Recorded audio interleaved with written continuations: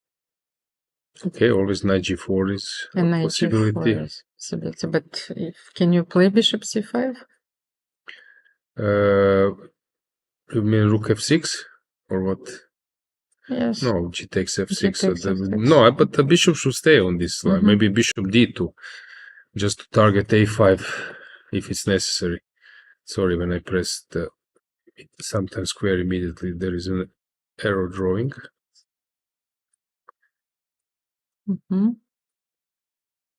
Okay, this is a normal move. Because on knight g4, I play knight queen e4, double attack. So I can take on a7. So, and if you go back, this one is hanging. And the move was just played by what was this? Bishop f4. Bishop f4. Ocean of possibilities. And let me understand the difference.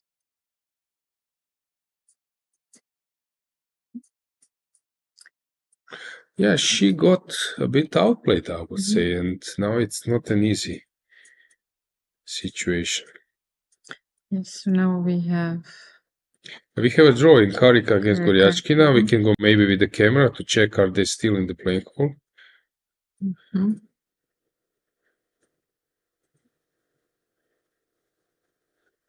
A very peaceful round so far. Tomorrow is the free day, so please don't forget that the broadcast will resume the day after tomorrow. For the moment,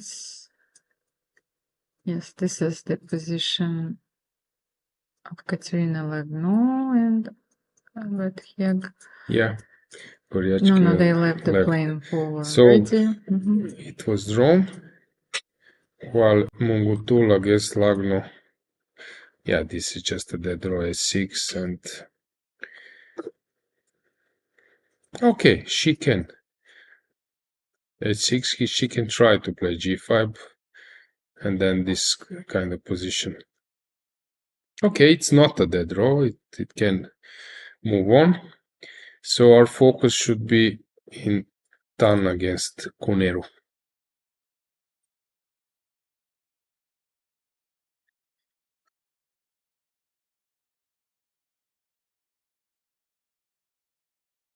Bishop f4 plate. Now it's... But what is the idea?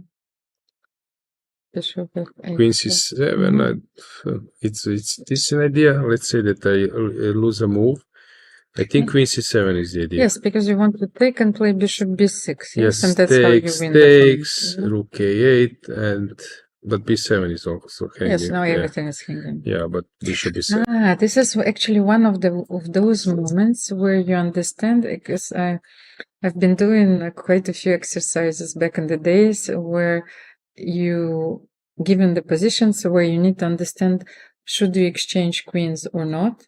And here queen actually holds, the black queen holds the position together. So I think that if you will manage to exchange the queen here, you will be better. But can we play something bishop c6, because I'm afraid to okay, queen c7 on b7. So you must, I guess you must yes, take. I will take Rook a8.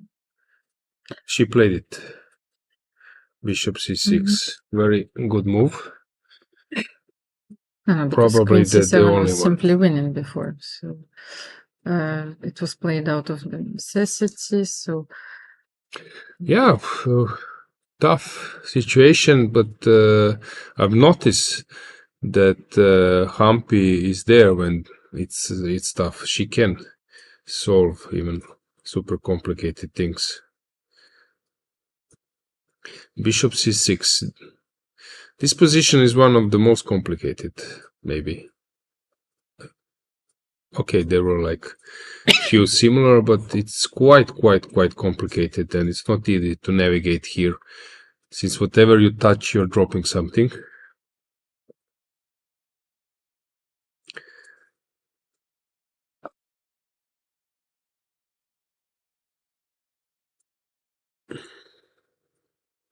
Yeah, whatever we say, there is a song dropping like it's hot, or whatever you mention or think, there is a song.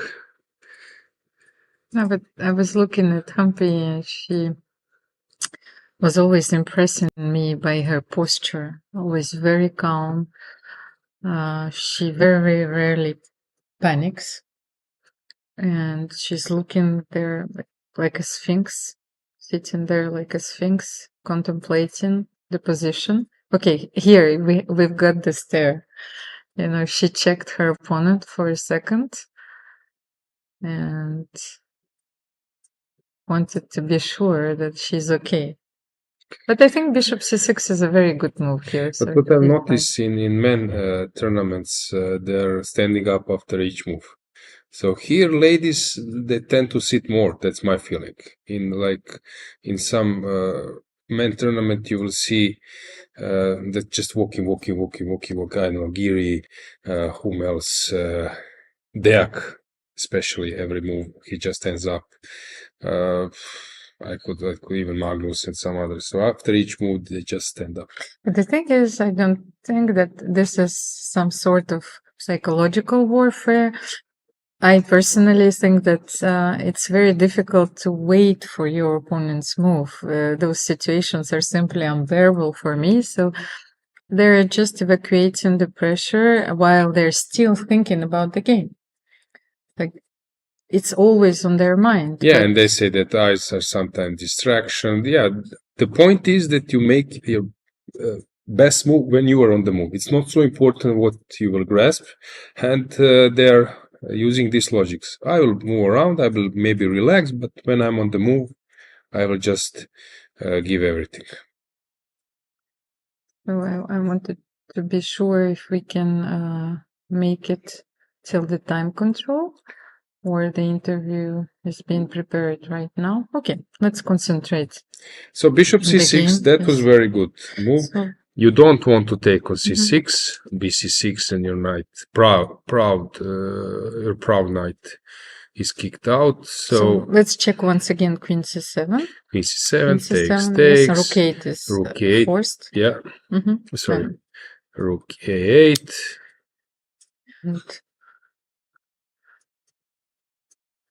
And bishop b6. Bishop b6 was my idea. Yes. Yeah, what can you do here?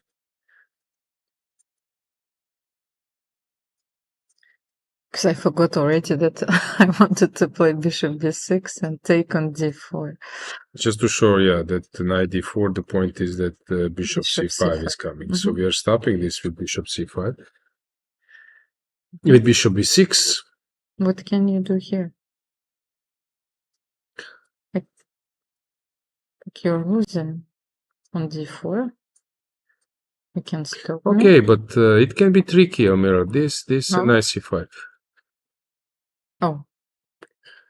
And we might enter some. Okay, 2 pawns are attacked. So let's say that you take.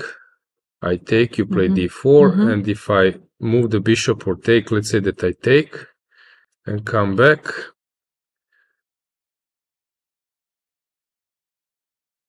Okay, black is pawn down. But it can be tricky. Yes, because you have a very powerful king side now. Yeah, and king comes to e7 very quickly. I don't know, let's say look d1. And my pawns are fixed. Yeah. I understand. King e7, or maybe even to take on g2, king g2, king e7. Yeah, and... Yeah, you will start pushing your pawns. Let's say king f3. We'll continue it a little bit. What can I do here? I can play rook a6. Maybe you should start rook d6. Yes, rook d6. Okay. Can I do something here? Can I push my pawns, or it's too much? Trying to understand the endgame. Because can I play rook a6? Probably I can. I have 2 passers. Okay, let's try. Rook a6. Probably you're winning here. But yeah, and now I start. Okay, first I go to collect. King d7. Yeah, and then I will be winning. I think I will win at some stage. Okay, let's say that you wait. But she played another move, by the way. It's a very interesting opponent game. But Let's see. So around here we left. So what was the move? Bishop c6, rook e1, and queen c5. queen c5. She attacked the bishop in e7. So it's like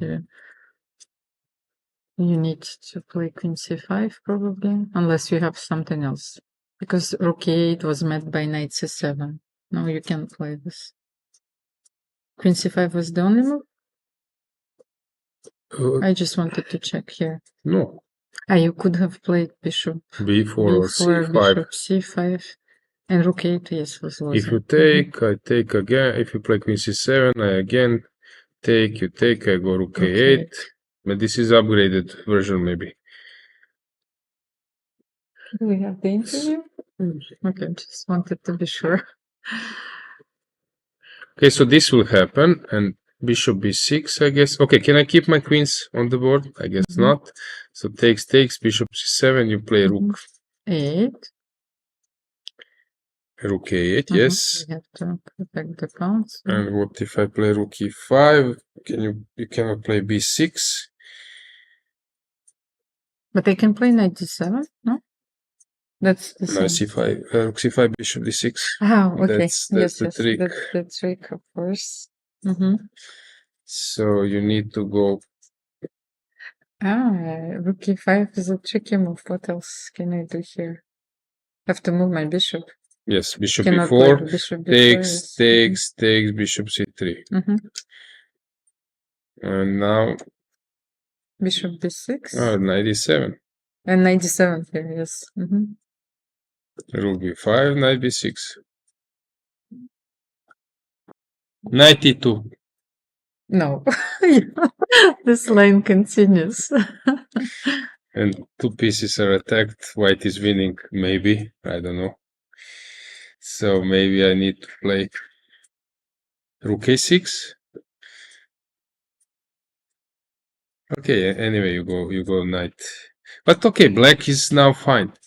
Black is, even if she drops the pawn, she's equal in material, because at the moment she's pawn up. So queen c5 was very good move.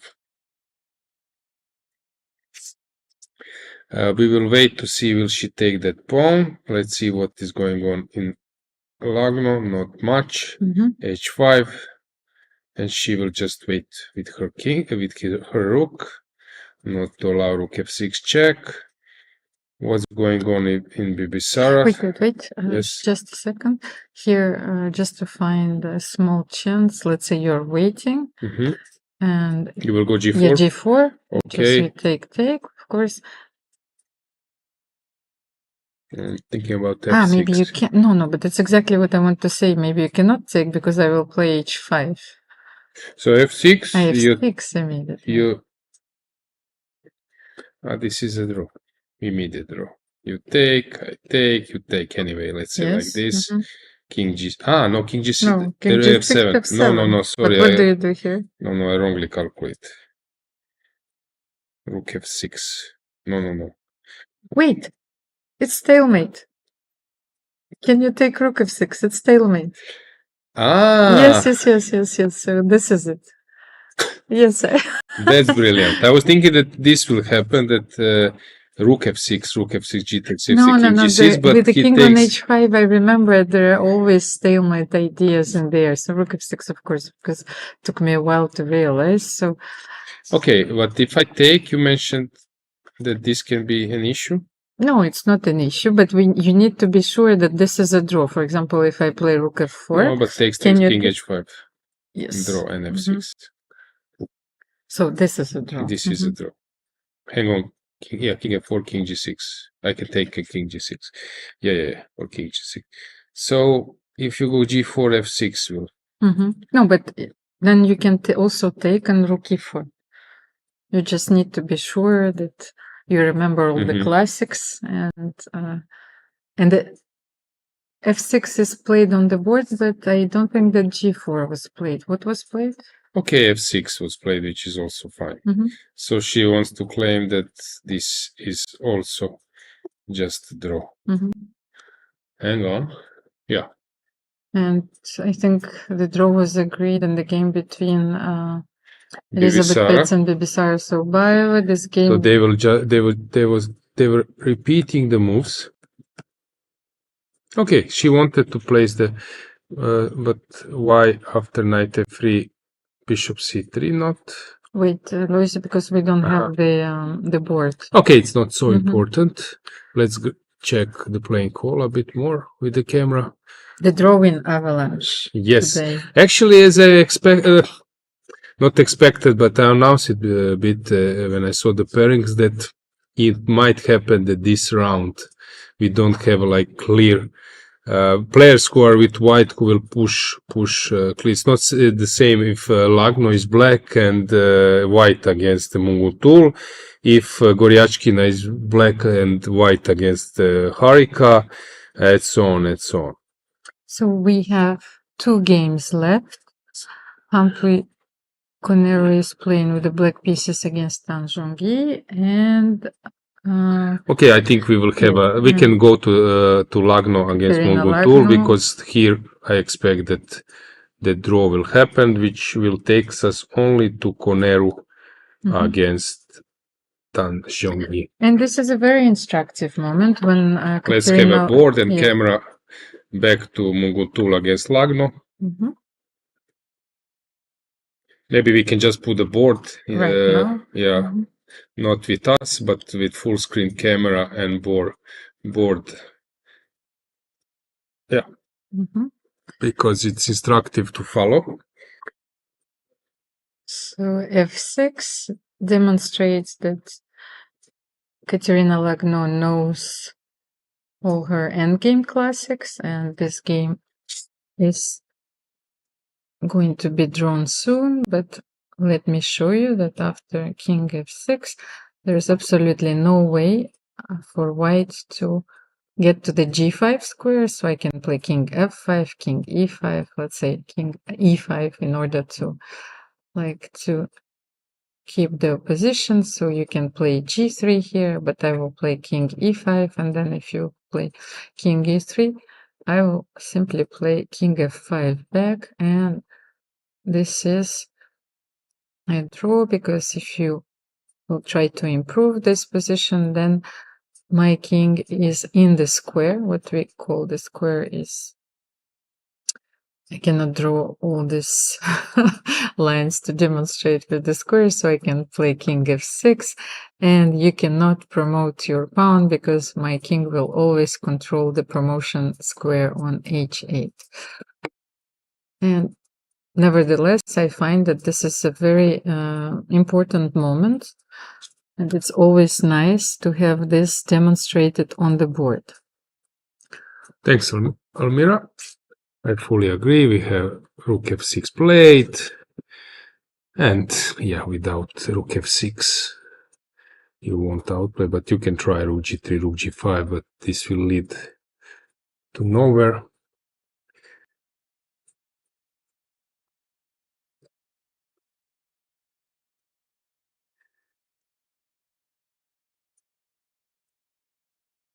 I guess rook f6 will be played.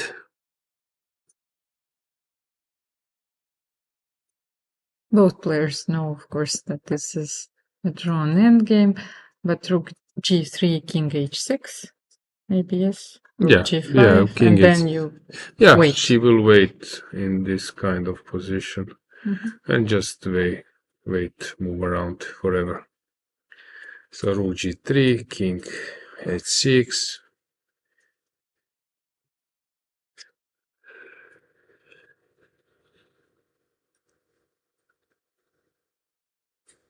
Only one move till the players reach the time control.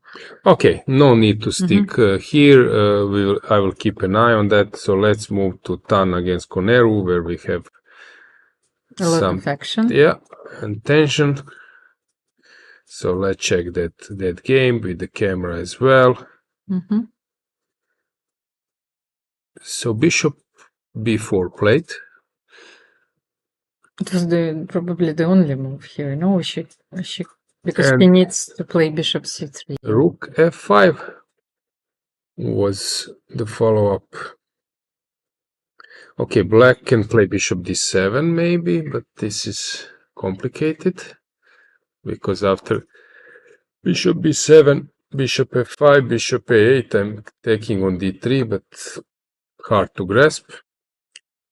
After bishop b7, maybe white can come back with the rook, and then black can also do the same. I feel that it's not easy to leave this position, the square on Yeah. c6. I think Yeah, that so I would should search leave for the something else. bishop Is on some rook? c6. Okay, this one is hanging.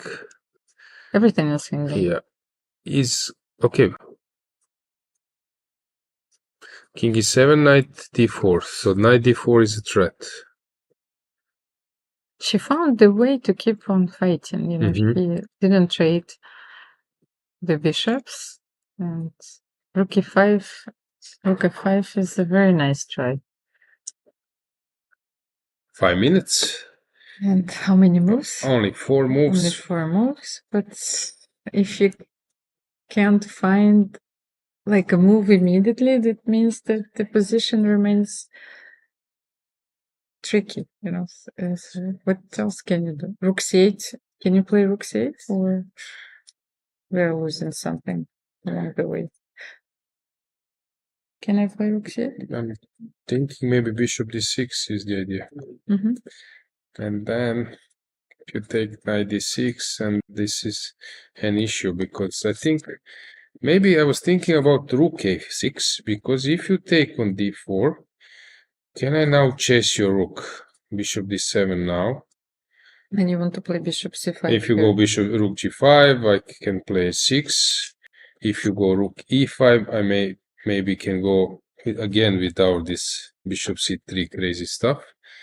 And if you go bishop b7, I take, and bishop c5, right? We have an intruder in the playing hall. Yeah? That's not a player. What happened? No, but I just saw a new face, you know, on our screen, so I wanted to know who was this secret agent who was allowed to penetrate the playing hall. Rook a6.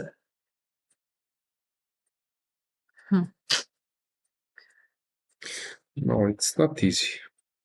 Okay, let's say it this way. Let's put it this way, Almira. Let's say that you're not there for like calculation. You want to play by some intuition. Which move looks like the most logical one in time trouble? The most logical, I would make rook c8. Why not bishop g2? Is that the move? Maybe to untangle a bit, but yeah, then. But then, yes, you might allow me to regroup my pieces. I can play maybe knight d6 and rook b5. Yeah, you don't want to exchange the lie squares. But is there any useful move? So what's the threat? So let's say if I play something, what's the threat?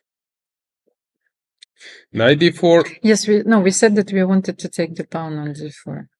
But then this, okay, so she needs to spot that bishop d7 is chasing the rook after knight d4. If I go bishop d7 immediately, why not bishop d7? This is a move for time but trouble. we were calculating bishop b7. Okay, this is the move I would make. f5. Because it's not easy to win. My king is here. It's not easy that you will win with the c pawn only. So let's continue. Can I play bishop b6 here? Bishop b6. Okay. Bishop. I was thinking bishop c2. But you take. Maybe I can first start with knight d7. You take on d4. And then bishop c2. That's fine for me. I wouldn't be afraid of this. Oh, that's even a better endgame for you. But she played knight d7. Which is an interesting try. On knight d4, she wants to play g6, I guess. or bishop c5 immediately. But bishop Yes. c5, rook c5. This doesn't work. No. That was exactly the idea that I missed. We have a draw in this game. So Lagno has made a draw. Kudos to Munguntuul. Really impressive performance till this moment. +1 after the first half of the tournament. And actually the players have crossed the Rubicon, so they played 5 rounds out of 9. And 4 rounds will follow after the free day. 1 game remains, is still in progress. Time trouble. Let's find the right angle. Let's get the board back. 97 was a good move. Nevertheless, it's a reasonable practical decision in the time trouble.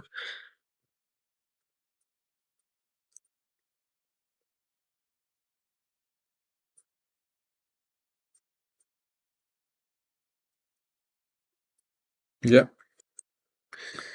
Just wanted, yes. Yeah, we are checking also chat. If you have some question, maybe we can answer. But now it's time trouble. 4 draws, as I said.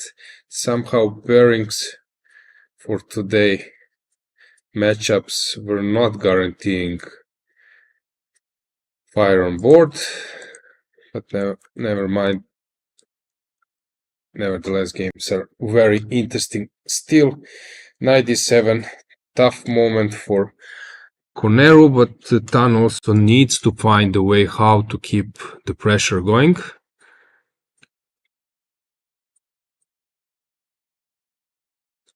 Will she play knight d4 or maybe some bishop d5? That can be an option to threaten from the f file. Is f6 a weakness or not? I don't know. But knight d4 is the move. g6. Knight d6.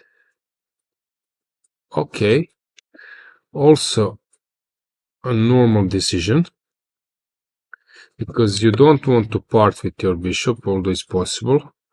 But I would call this a B plan.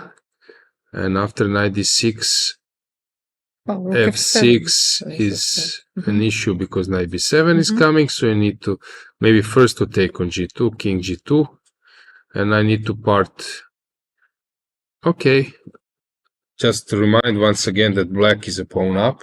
Yes, so so system we can is play knight c5 as well, yes, knight c5, maybe immediately, or to take on g7. Maybe now it's point when knight has left the. Okay, but anyway, it can be a move. Knight c5 or to take on g2, king g2, knight c5. At some point, yes, you have to give those pawns away, those extra pawns.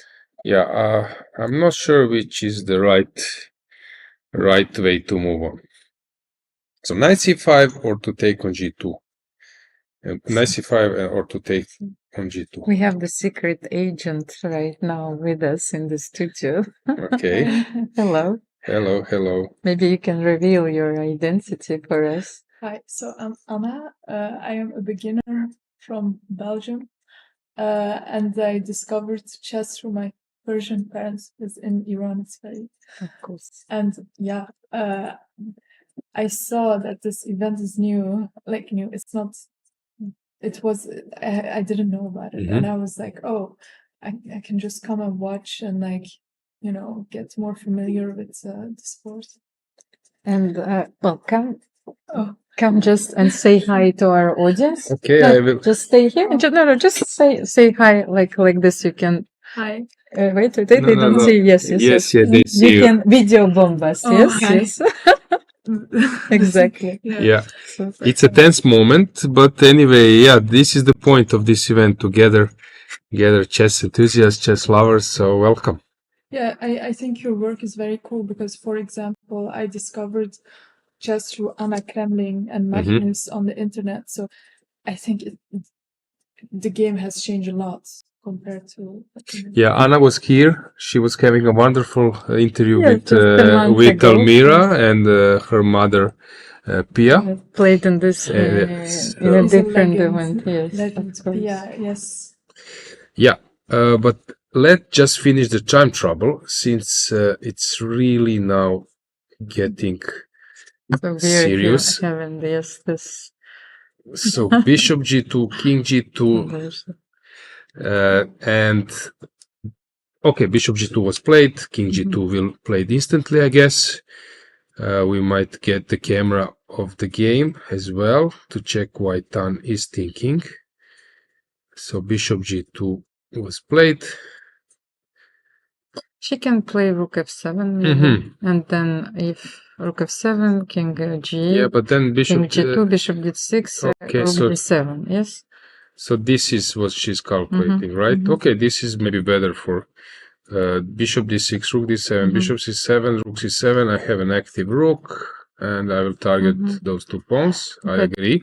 You need to be careful. Wait. Let me see here.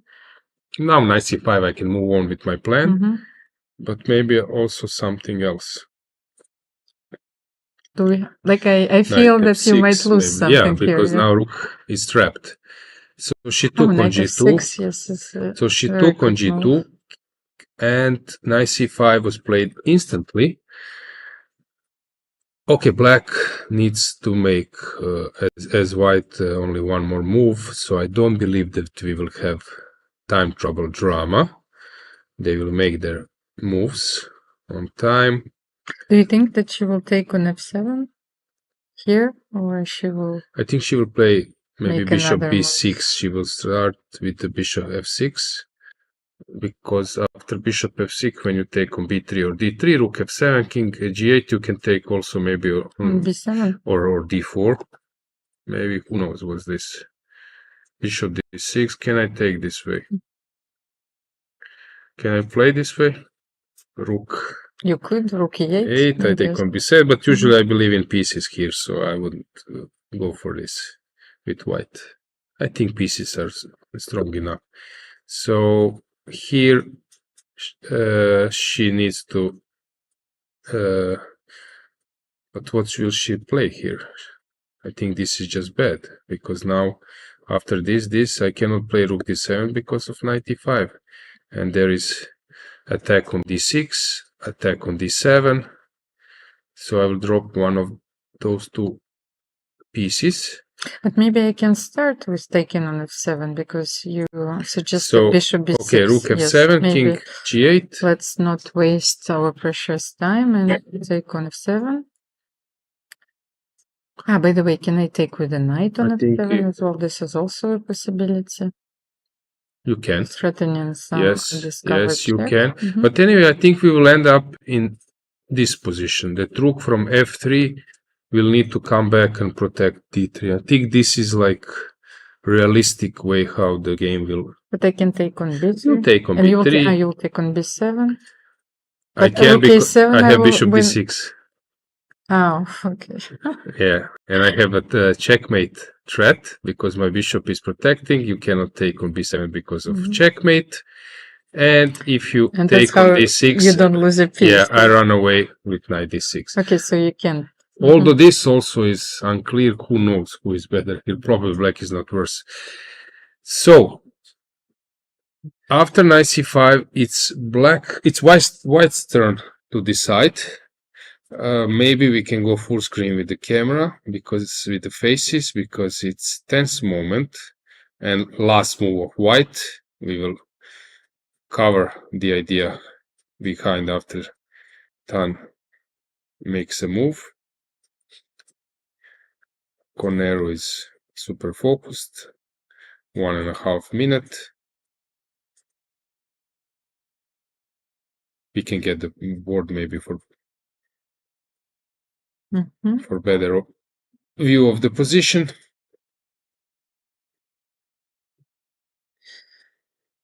Wanted to check the pairings. So I expect rook f7.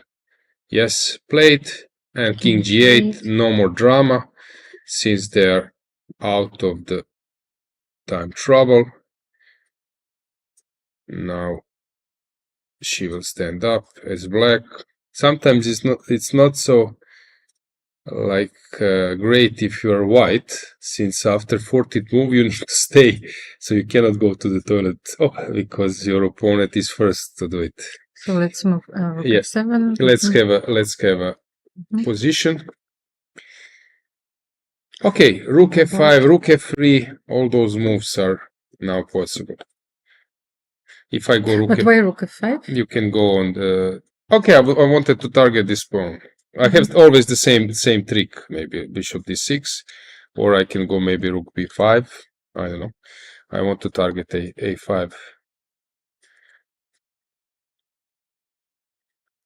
And hang on, am I obliged to take exactly. d3? That was my question.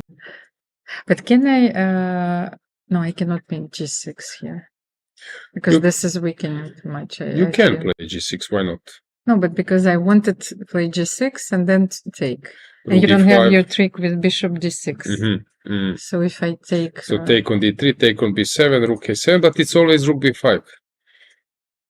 So this is how white is defending now. And if I take on b3, does it change take something? on b3. Yes, knight b3. Knight b7. And if rook a7, rook b5 rook b5 always. And I might end up in something slightly unpleasant. So I think that rook f5 is the move. Okay, let's see for black an option. Why knight e6 is not good? Knight b5, you go back. And it's possible, but you don't want to play this position, I guess. Although also it should be safe enough, but white is maybe first to penetrate. So I would stay away from this. So white is coming inside. So maybe we should avoid that. Okay, rook f5 I believe will be played. But why not we start with... Okay, rook f3, I'm a lousy guesser. Rook f3. Protecting d3. So let's continue the knight b3. That was the line that we analyzed previously. So knight b3, knight b7. I really don't know is rook f8 a move now because targeting this pawn. Okay, but let's say you mentioned knight b3, knight b7, rook a7, bishop d6, open a6 or to take on d6. No, I want to take and play knight c5. But who knows your... It's a race. I just wanted to check the race. Okay, bishop d6, knight d6, knight c5, knight c5, b5, knight... So knight a4. Okay, but in this race... So rook is hanging. No. So Wait, you played knight b5. I said knight f5. I hear it. Yes. No, f5. No. Yes. But then I wanted to take an a4. Okay, same idea. Knight c5. Knight c5. And how are we doing here? But knight b5, of course, is a better move. But no, but white shouldn't be worse. White can be a little bit better. So I would avoid this. With, let's say that I rook d7 protect. But can I play rook f4? Yeah, but now I can take on d3. And it's a draw. Takes, knight b2. And knight b3. Okay, maybe you should push. c5 first, yes, c5 and knight. Maybe you should push even more, who knows. But then knight b6. Okay, this is a draw, but probably not something. No, but I can play knight b3 first. When? Here. Oh, here, push c5 and knight b3. Okay, you're right. Okay, king f7, and then you play c6 and take on a5. It's a draw. This is the moment where we can take our last break. Yes, it seems to me that this will end up in a draw, but the fight was really a huge one. So 41st move played. Humpy's thinking which move to play. Knight b3 is the one I guess she's calculating. Yeah, let's have a break, Almira.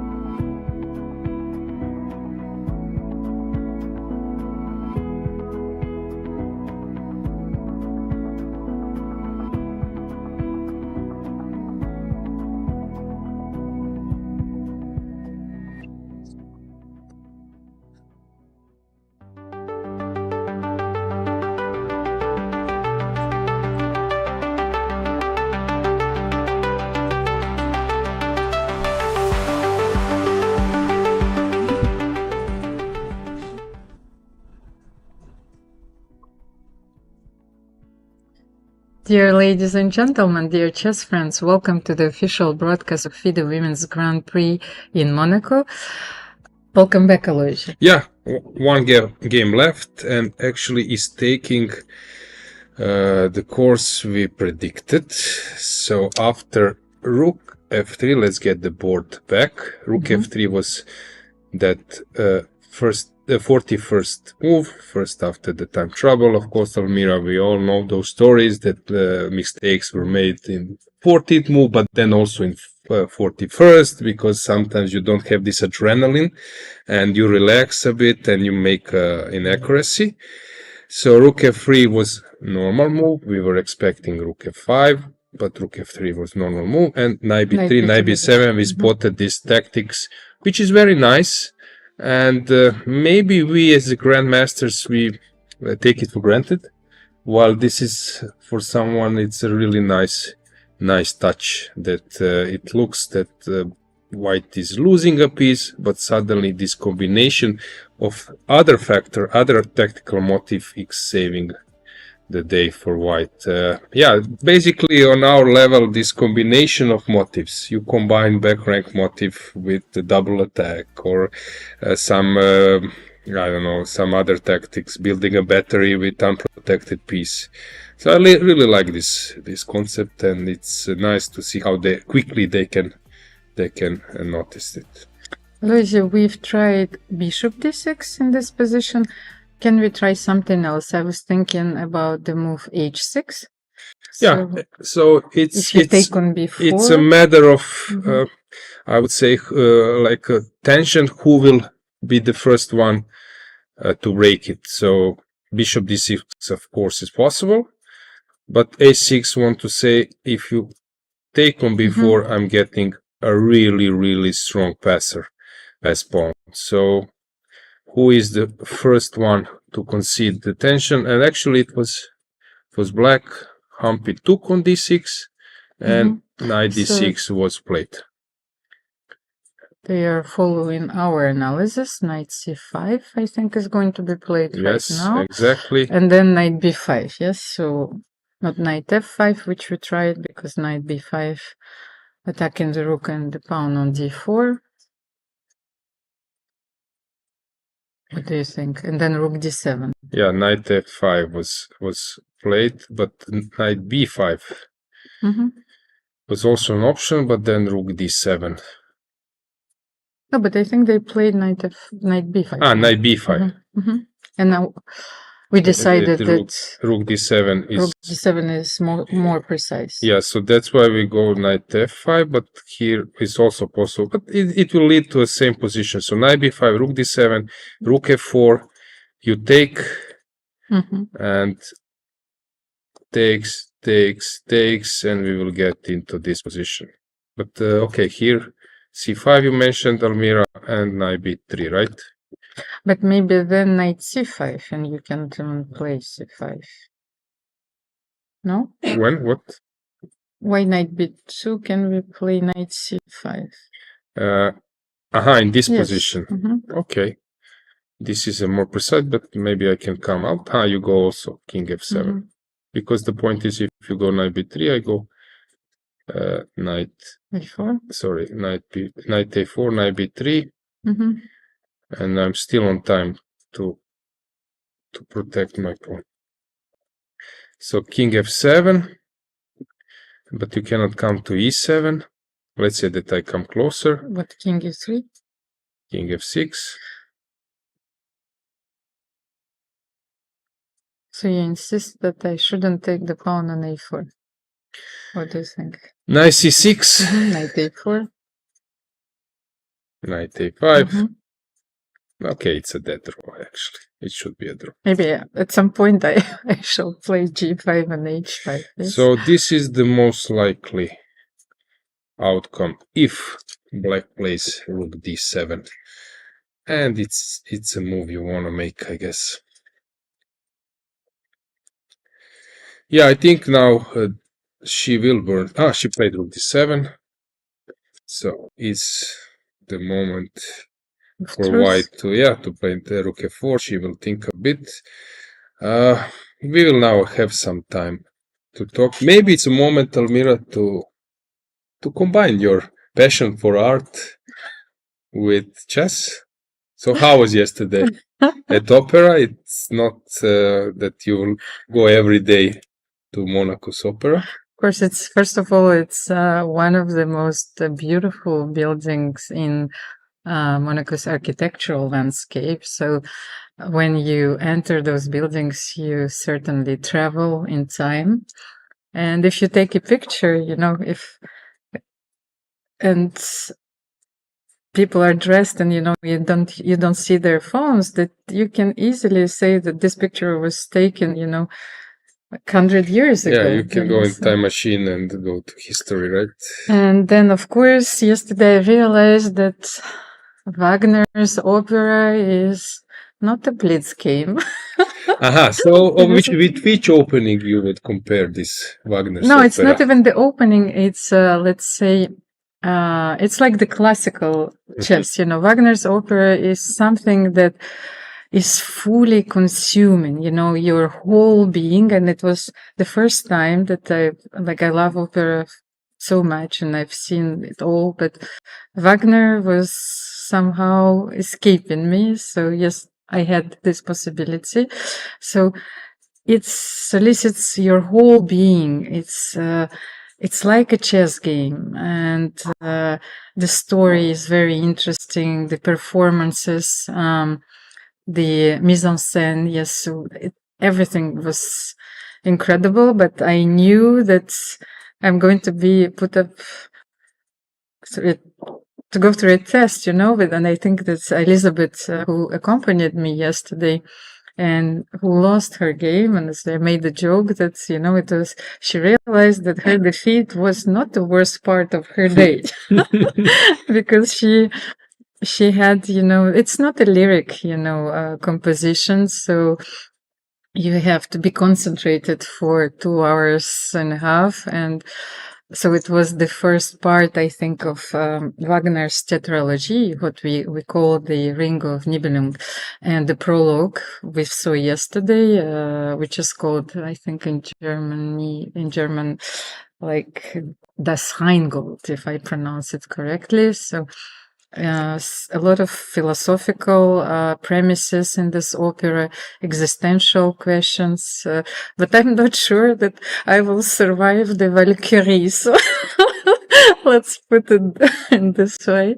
But it was a magical moment. Regarding my experience, my memorable experience, so I was in Australia, in Sydney. Have you been to Australia? No, I have never been. Yeah, and I went to opera house in the famous Sydney opera and watching Carmen. Mm-hmm. And the funny thing is that the main actor, lady Carmen, her surname was Jankovic. Okay. She's Serbian originally, but actually that was my memorable experience. And sometimes it's not just, as you mentioned, the author and everything. It's like surrounding the building. You're like doing a commentary. You're tired. Maybe if it was like some kind of weekend where you will be relaxed, and because after 5 hours of commentary or 4, for how long you were here, I guess it's not easy. And maybe also you're thinking about some chess, some things. I don't know how about Elisabeth. Has she shared some thoughts about the game yesterday? Yes, but she felt that she played well, but of course it was not enough. And Kateryna Lagno has found some incredible moves. Like G4 is one of the most beautiful moves that I have seen in this tournament. But life goes on, and I think those moments allow us to forget about chess. So, by the way, you were mentioning Carmen, and I thought that, when I was reading about this masterpiece and how difficult it was to create Carmen by Bizet. So, that at first it was performed in Opéra Comique in Paris, and at the end, because he knew that he is not going to be acclaimed. First of all, this was not easy, but the public was silenced. It was shocked. But now we know that it is the most the opera that's most played, Exactly. all over Exactly. the world. Exactly. This music is recognizable everywhere, and it portrays such a strong, beautiful woman, and that's what we have today. We have 10 of the strongest female players in the world competing in this event, but also dreaming about the world title. Yeah, I'm somehow trying to emphasize, you're doing the same, helping us to tell the viewers how hard it is to play 4 or 5 hours and find all those details, because these days you turn on the engine and suddenly engine is approving or disapproving with many things so quickly, while to be able to figure it out yourself, it's tremendous job. So a lot of things were hidden yesterday. If you check Lagno's game, okay, there was a better move for Elisabeth at the beginning, but actually for me it's like tremendous fight. So I'm always trying to emphasize the fight and the effort, not just the precision. Yeah, are they playing 100% correct? For example, this game, if you now try to go to the beginning of the game, take a look of the opening. So it was already to play this kind of position in your king open, f4, maneuvering all the time. So just like 3-4 moves of this kind of position are already energy consuming, and you are playing like 45, which I think it's really huge effort. So sometimes I think that we are too critical, because engines tend to underestimate, because the guy is having what 3,500, right? Rating now for engines, even more. Even more. Yes, I think Come on. the 2650 and up, 3650 and up. Yes. So it's really tough to play on that level, and let's say to impress the engine. So for me, the level of play in this game is extremely hard. I think they are quite exhausted. If this game end up in a draw, which is most likely the result, I think they can be happy both with their performance, because it's tough, and also viewers, and we all commentators, everyone who is following this event, because I know how hard it is, and I can see myself. So as I mentioned, my current rating is same as Tang Zhongyi, 2561, but I can imagine myself quickly going wrong in many moments of this game. Also, what I wanted to point out is that throughout the tournament, we've seen that players have been incredibly resilient and defending very well, so taking on chances, saving the games, and this make a huge difference at the end of the tournament. Yeah, and you mentioned this resilience. You mentioned that draw is a normal outcome when two strong players are fighting, putting a serious effort. So here today, if it ends up with all draws, someone who is not following the games can say, you see, classical chess tends to be drawish, but here a lot of things could have gone differently. So I don't believe that we don't have some Berlins where they repeat the moves after 15 moves. We have fight where players are 1-2 moves away from decisive games. Rook f4. Now Humpy is thinking to take on d3, to take on a4. But yes, we analyzed only knight d3, but can she take on a4 first? Yes, she can. Let's try this line. Then I take on d4, let's say with the knight. But then we will play knight c5 back. Knight c5 back, okay. I can attack the knight, maybe. I can also go knight c6, because you cannot take with the d3 because of nice mating net. You can take with the knight on d3. I can maybe move. Knight. No, the rook is hanging. I have problems with the knights today. Knight g3, attacking the rook on f4. What can you do here? Okay, if I go here, you go a4, and okay, I don't want to play this. So let's say that I I mean, this rook f5 is the move. And if you take, I have knight e6, knight e6, 6, threatening checkmate and threatening to take this one. So I think, Splendid. yes, awesome. I love it.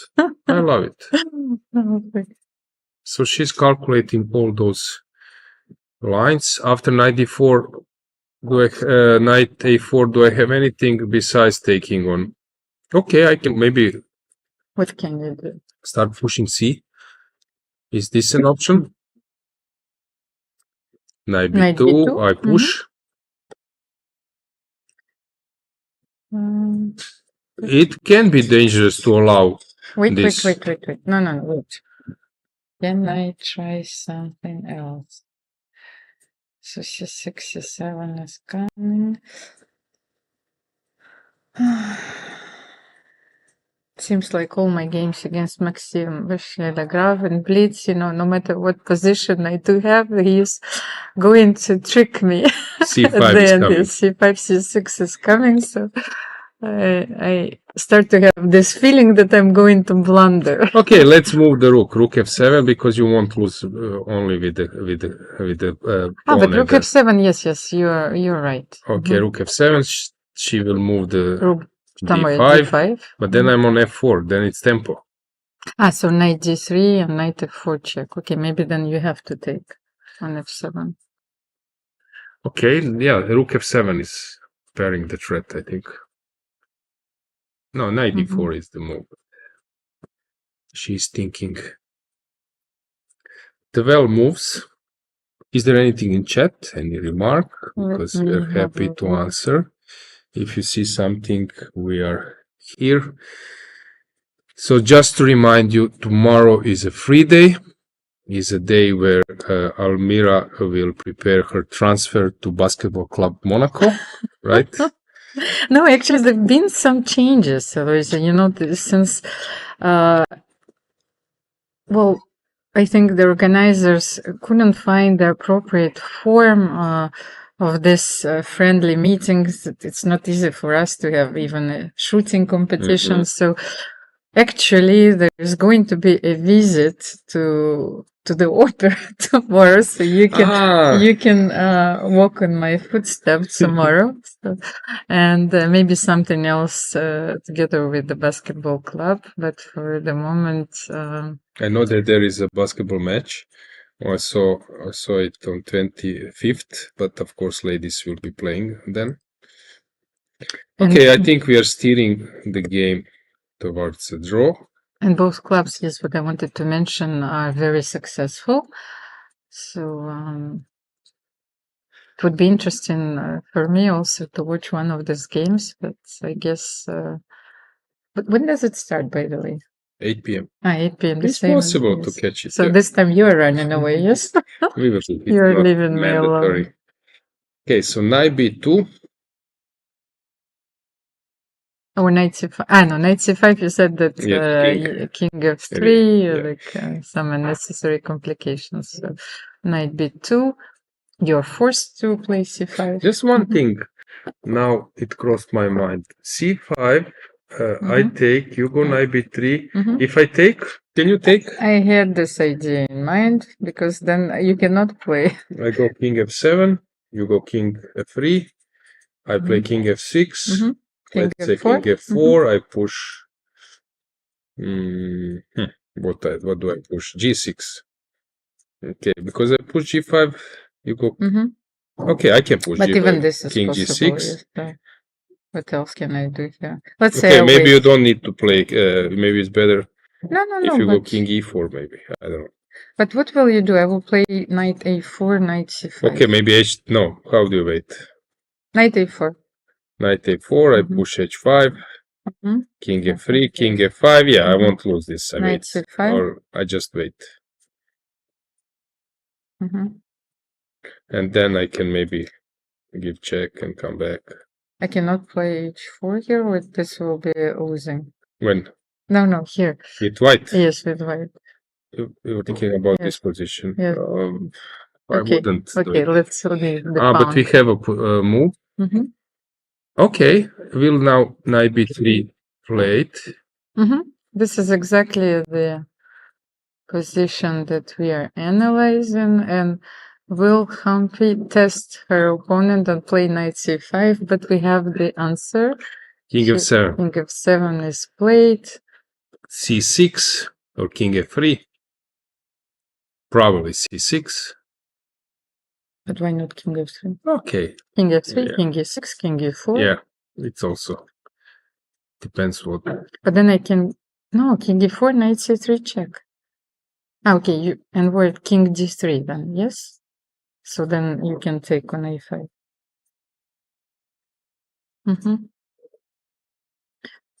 So 4 draws have been played. The round will finish with all draws. That's all draws are expecting us at the end of this round.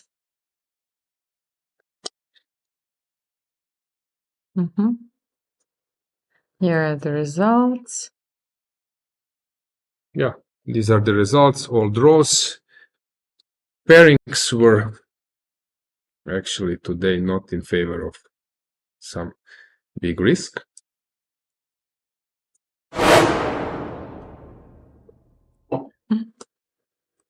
And like this game, this was not a long positional battle. It was very complicated, and sometimes Humpy had to find the only moves to stay in the game, and the same goes for Zhongyi, because actually Humpy missed a very good chance to win this game. Alojzije g6.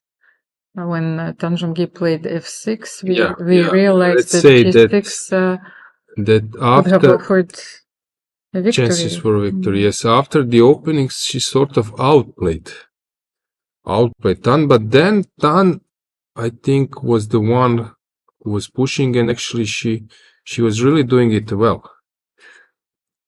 All those moves were tough for Humpy to parry. So king f3 or c6. What do you expect? King f3. Then I need to say c6. I'm giving you first to be wrong or to be right. c6. It's my choice. But c6 and then if king e6, what do you want to Jean-Claude, c6 or king f3? You want to simply to take on a5? Yes.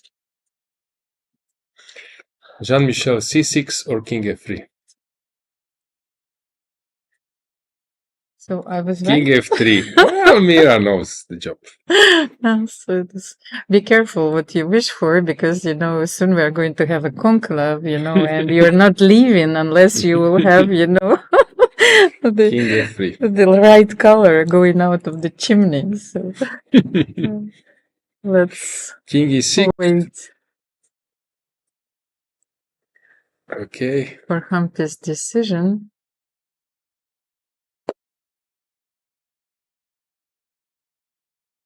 And just right behind the players on your screen, you can see our fair play officer, yes, Bueno. So players are scanned with all possible technological means. So they can bring watches, pens. What else can we? We can bring anything. Of course, no headphones, no phones are allowed. So, by the way, there was a controversy. So I think even a chip is not allowed, which you can change, and maybe, for SIM example, card or a SIM card. something. Yes, Yeah. not a chip, Yeah. a SIM card. So sometimes a credit card could be interpreted as a chip or a SIM. So you should leave But everything at your room. The thing is, first of all, maybe to tell the viewers, so basically fair play, it's not that someone is checking, is someone behaving in a fair play manner. We did, in chess society, we didn't want to have this name anti-cheating, so anti-cheating officer, anti-cheating commission, because it doesn't sound so great in terms of PR, because for some non-chess persons. So you have cheating. So basically you are encouraging to start this topic. That's why they call this fair play commission, fair play officer, which fair play covers anti-cheating, also covers maybe a little bit more. So you're telling me that anti-doping commission is a better marketing, yes? Or... I don't know, but also has some sense. I'm not the one who's judging, but that was the reasoning behind, because I'm not sure to ordinary viewers, if you say fair play officer, that they will understand that this person is checking anti-cheating devices, behavior of players, besides making moves, maybe some other stuff. Of course, but it's very important to offer a secure environment for all the participants, so just they can play their games and be free of all these unnecessary considerations. And we also cannot be hypocrite. You know, we have to deal with all those issues. So I think that it's very important that all those steps and measures were taken to provide those conditions during the official events. And I think that this is also a case for all the open tournaments, and let's hope that it will make. Yeah, I might be naive. I'm thinking that everyone is behaving in a right way, but then suddenly you get cases. But okay, we are here to promote positive things, and those ladies, they deserve fully, with the effort they are providing. King e6 was played, King e4 will follow, I guess. Let's hope that in chess, what I wanted to say is that we are not going to organize the enhanced games. However, I think, yes, there was a try in Lyon, you know, when you're playing with the computer, you know, and so, for example, Vishanan played this tournament. So there was just a match, Kasparov played the match, and I think he played against Piquet. That was also a combination of this computer plus person. And yes, she goes for knight c3. That's what I said. But now king d3. Yes. Yes, king d3. So she will play it. Knight b5. Let's say she will take king d5, knight b3. Let's say this is what might happen. Yes. And it's happening.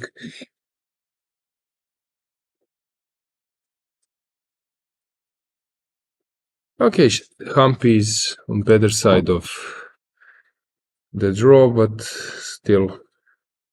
By the way, Alojzije, I noticed that Kateryna Lagno doesn't have an easy 4 rounds ahead of her, so she's leading the tournament so far. But let's say in the next round, after the 3 days, maybe we can get pairings also to tell I'm this. not sure that we have like all the pairings prepared, but no, but we can pairing for the next round. So she will face Alexandra Kosteniuk, then Zhongyi, then Humpy Tan-Koneru, and Sarasadat Khademalsharieh in the last round with the black pieces. So other players still have a shot at the first place, of course. Yeah, so now we have pairings of the next round, 6th round. Don't forget that tomorrow is a free day. So Goryachkina is playing against Koneru. Let's send your love anyway. Tomorrow. Yeah. Yes. Koneru being twice in a row black. Not an easy pairings with Tan and Goryachkina, a tough pairings. Sarasadat is playing against Tan with white. Lagno against Kosteniuk, Assaubayeva-Paehtz, Harika against Paehtz. So I think we will have really tough matches and tough games.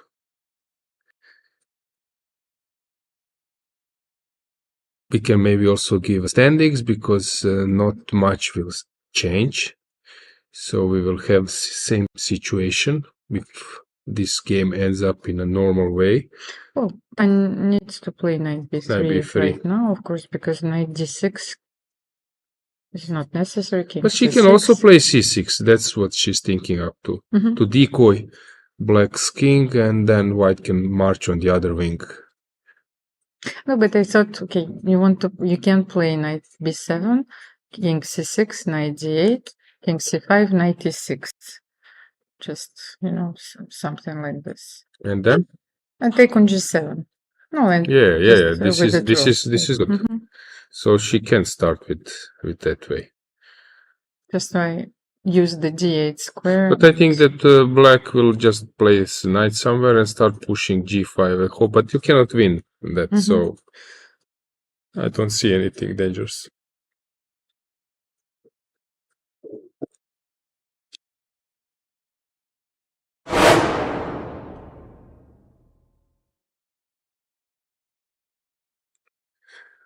So after 5 rounds, we can say that Kateryna Lagno is having a very nice tournament. Twice she won, 3 draws. It will be very, very good.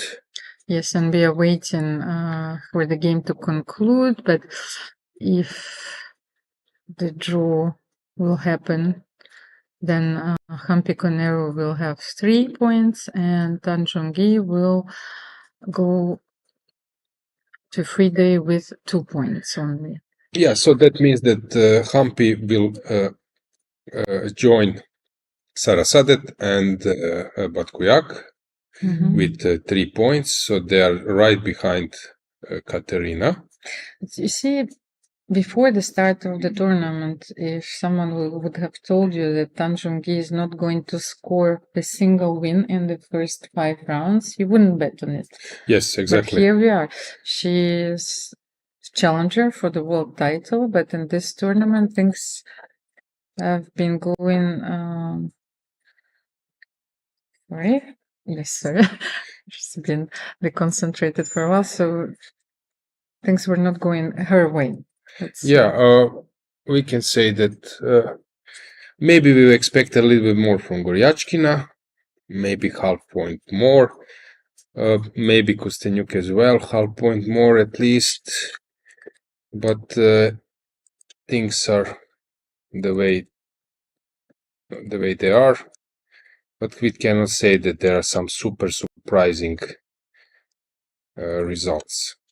Let me check something, because I wanted to verify how many points were enough in order to win the previous Grand Prix series. I think Goryachkina won it with 7 out of 9 or something like that. No, I mean the previous series. Series. Yes, because it's like, so I wanted to speculate a little bit to how many points are necessary, because I know that Kateryna Lagno won the previous Grand Prix series. So let's see, she scored 325 points. Yeah, but I see the system is different, because in Astana she collected 160 points, but and here it's 130 is the maximum. Maybe she was getting a bonus. Let me see. Yes, because now we have different number. Less players, yes. So yes, 160 points were awarded last time, so now 130 points is awarded for the first place. So actually, yes, we will need to speculate about this. So Bibisara. For the moment, let's say if Goryachkina scores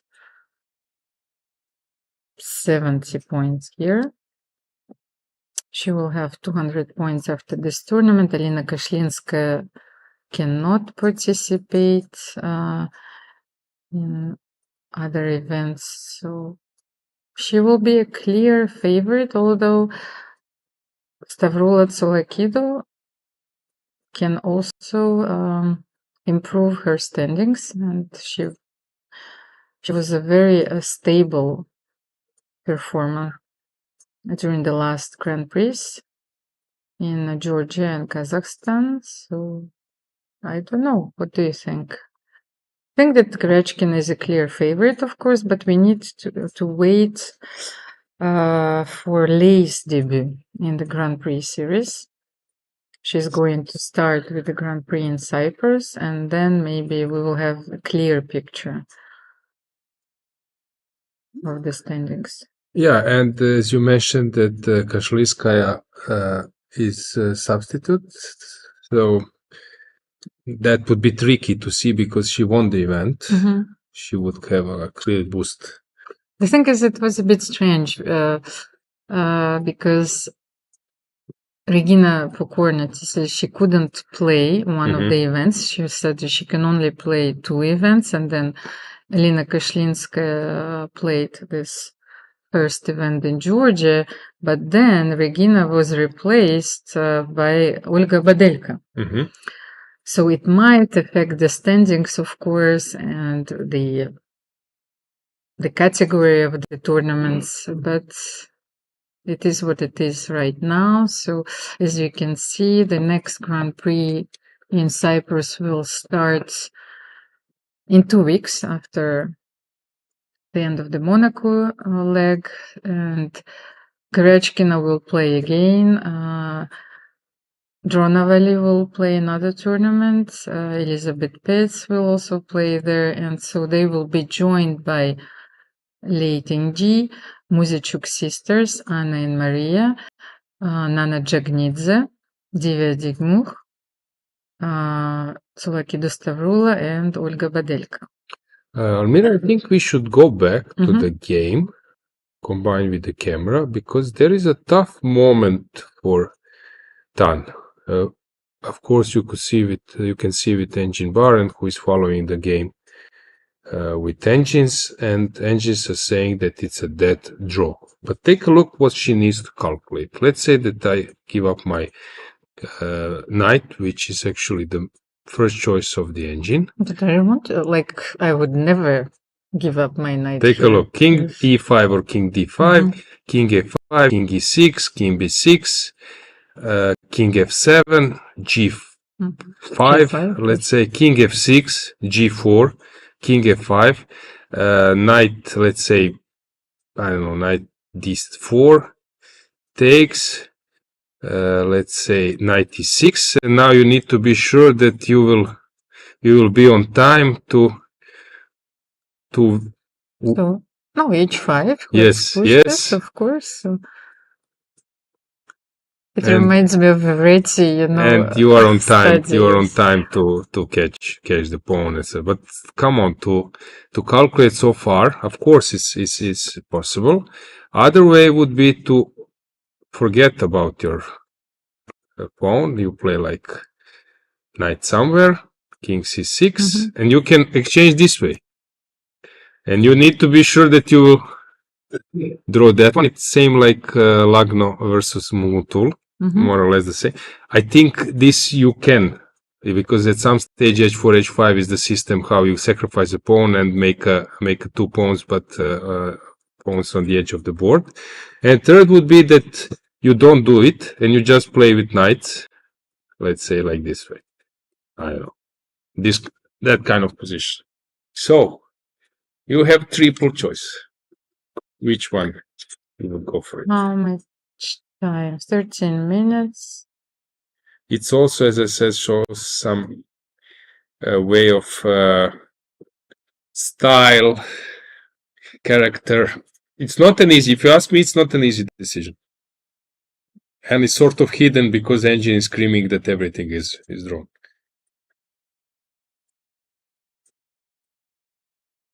But let me try just again.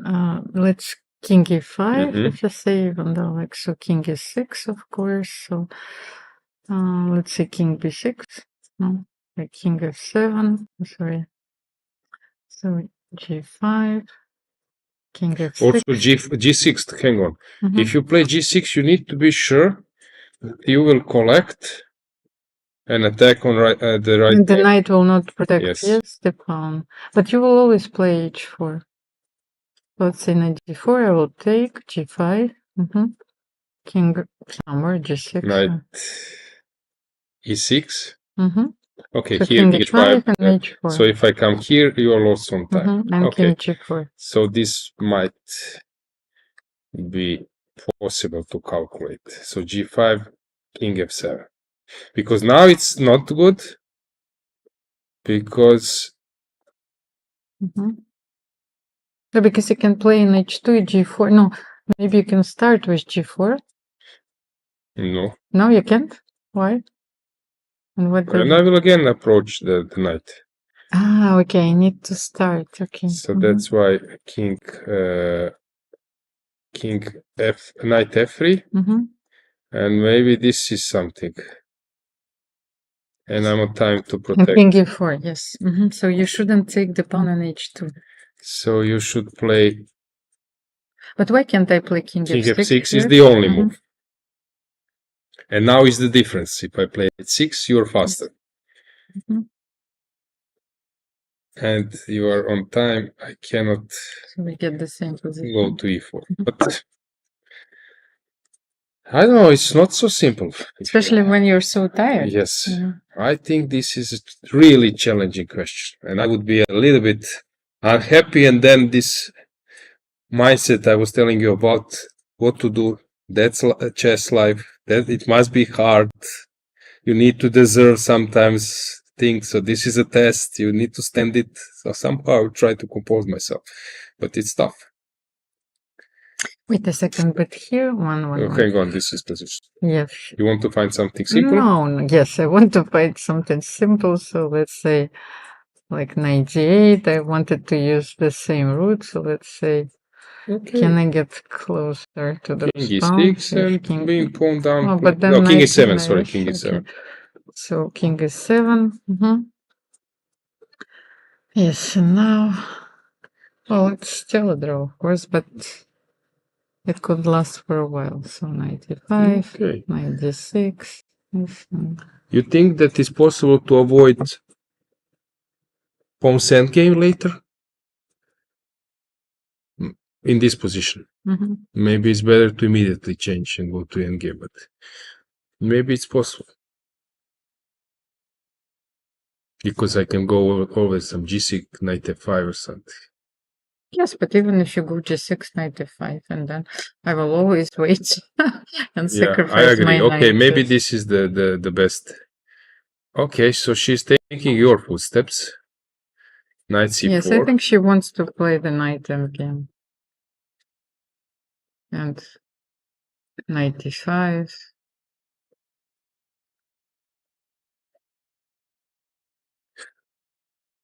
Yeah, I think now it won't be interesting to analyze. Maybe we can go full screen with the board above them.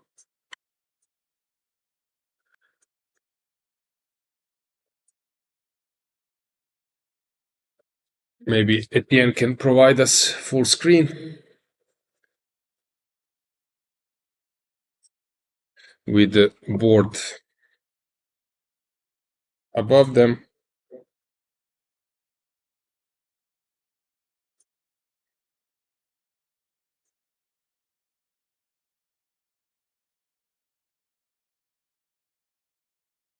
And maybe to join you. What I wanted to say that finally what we are looking for ultimately is a struggle. Yes, and that's what we get. Yes, and it's interesting that every time I'm saying it's, I don't know, it's becoming a draw or something, and always someone poses a problem. Players are very resourceful. Yeah, I agree. How would you score in this event, Alois? Yes. Okay, so I would be like sharing first places in the starting list with Tan. But you've seen how she's doing it, so let's see. What would be your expectations? Yeah, I don't believe that I will get some advantage in the opening. Against d4, I would find a way how to play, but I was not solid in my career. I was always playing Sicilian. So if something goes wrong, if I overpressed, I could lose. And if I start with maybe one loss with black and so on, then it will be hard. But I would say problems with white pieces. But anyway, it's really hard to say. Frankly speaking, I was asked by Vaikanze, for example, B tournament, and I say that I would never be in top 3, but I would be like in the middle of the table. But also it's very important, Almira, do you give me a chance that for 1 month I prepare? Yes. Or I just come immediately and play? If I come immediately play, it can also backfire. I can really perform bad. But, so I fulfilled, let's say my career is finished, and then you are relaxed. And when you're relaxed, sometimes you produce some good games. So it's not the same if you're nervous about your result, if you want to get the result desperately, you want to qualify, you see this as important thing, your last chance, blah, blah, or you're just playing games and you don't care, basically. And how were you doing against women players? Oh, I lost. I haven't played so much, but I lost against Tanya Sasdev, and it was funny. I met her in London, this Global Chess League, and then I said we played, but I was trying to be polite. It's important which year I say. Actually, we played in Reykjavik. It was 1 year after Bobby Fischer died. I was on Fischer grave in Selfoss. There was a tournament, Reykjavik Open, in March 2009, and I didn't want to sound rude that we played in 2009.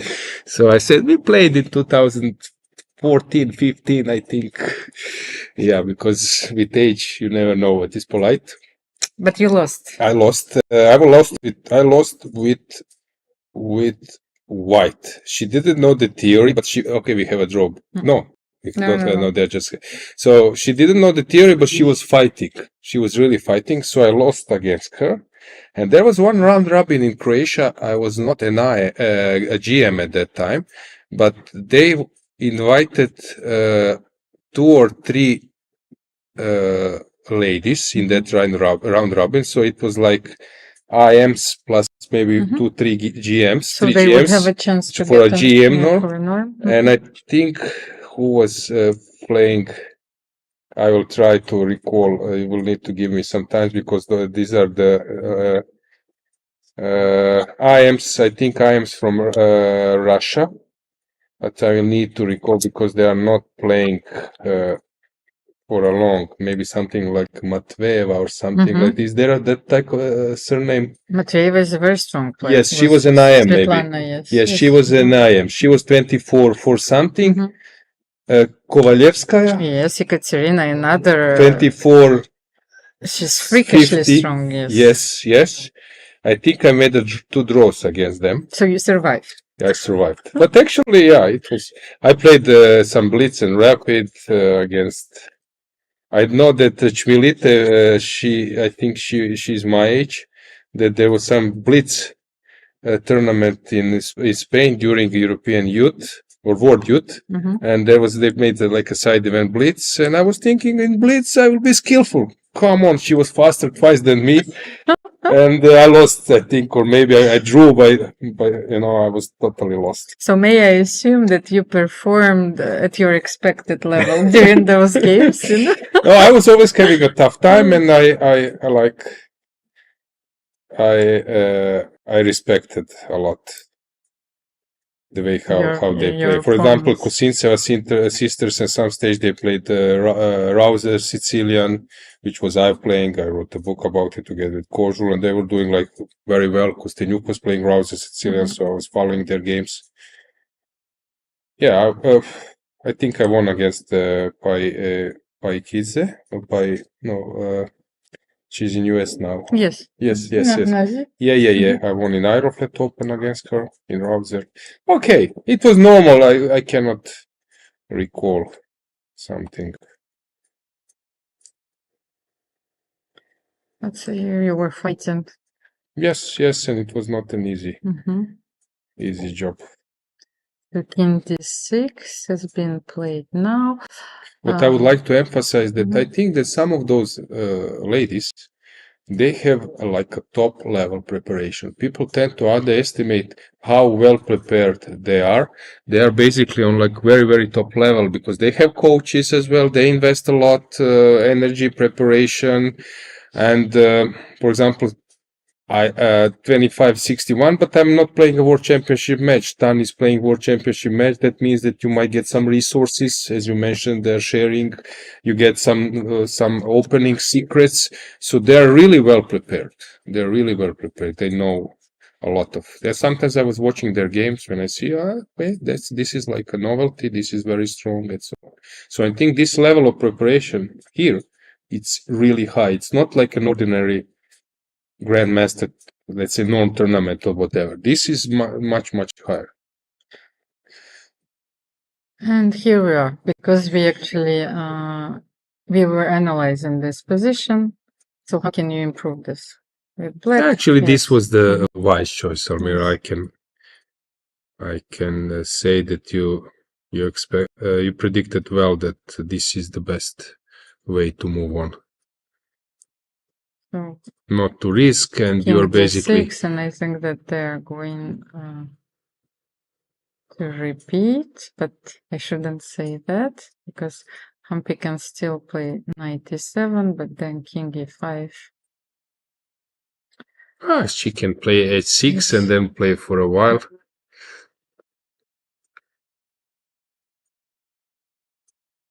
Yes, but king e5 back.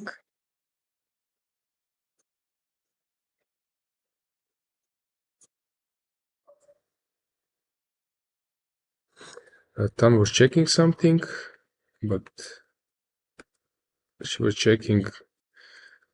Okay, this once, twice. Yeah, if she goes king e5 now, knight c6 will be a draw. But she will go knight d3.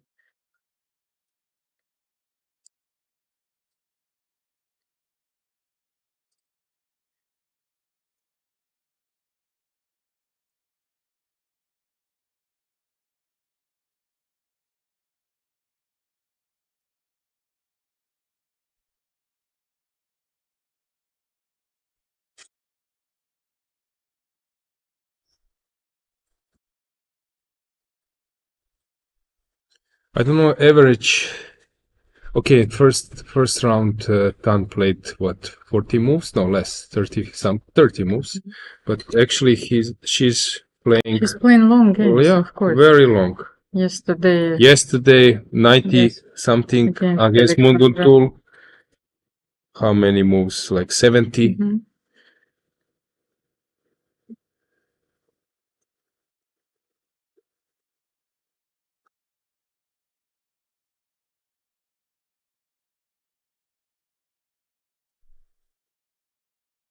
H6 you can play, but then you can forget it that you will create.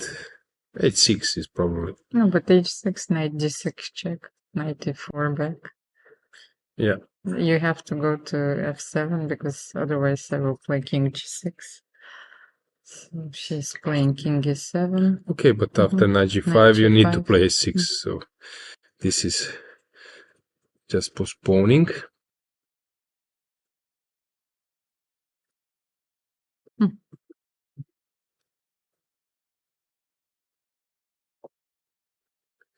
Knight g5,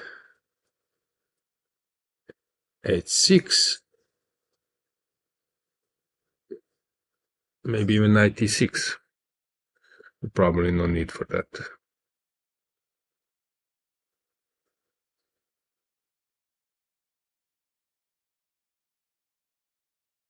I found a way for white to lose the game because I was thinking, what can you do in order to lose the game? King g6. Yes, exactly. Yes, so I wanted. It's king g6. Yes, I wanted to show it because then, well, you can take, but I wanted to start with the maybe knight. Okay, let's take first, and then let's say king g7, but then knight e5, h6. We have a draw here. Knight f7. Yeah, now it's a draw. Let's go full screen. He can see, we can even outzoom a bit.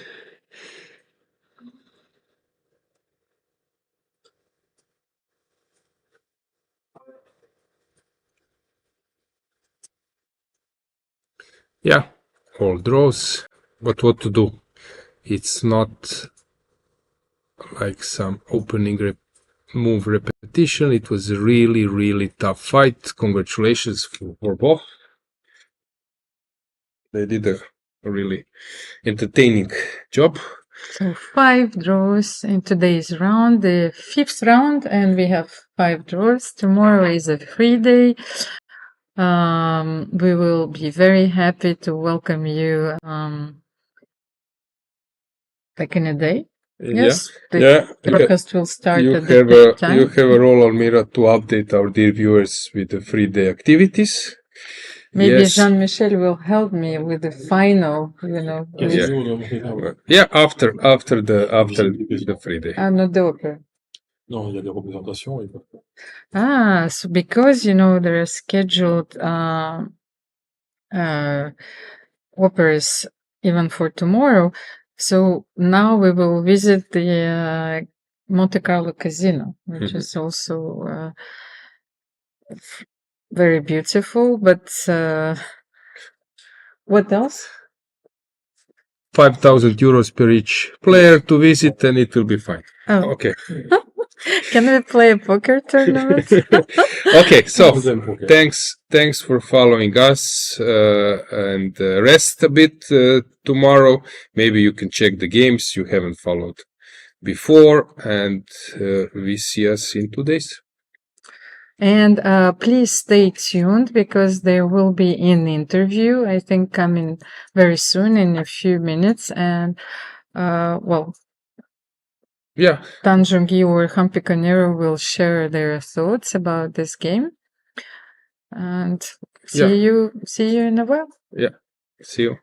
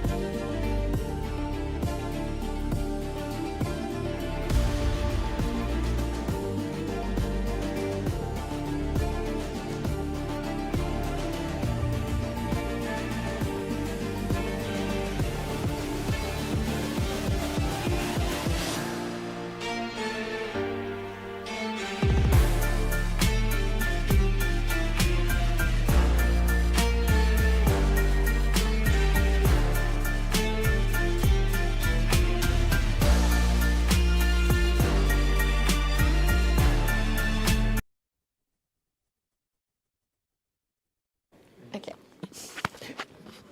5, 4, 3, 2, 1. I am joined by Humpy Kosteniuk, who just almost after 5 hours of play, a long game, drew her game to Tan Zhongyi. Humpy, we're going to go through the game, important moments. I want you to tell us what happened and what your thoughts were. Yeah, it's a quite interesting game. I think after the opening, it was very important position when I had this bishop on a3. So I didn't want to get this knight out to knight a3 and knight c2. So I went for knight b6. And also in some positions I want to take on e7 with the knight and get bishop d7, bishop c6. But okay, I think I felt somewhere here she should have taken on e7. But once she went to bishop b2, I felt very comfortable in this position because I had a move advantage, like she wasted a tempo and the rook on c1 is doing nothing.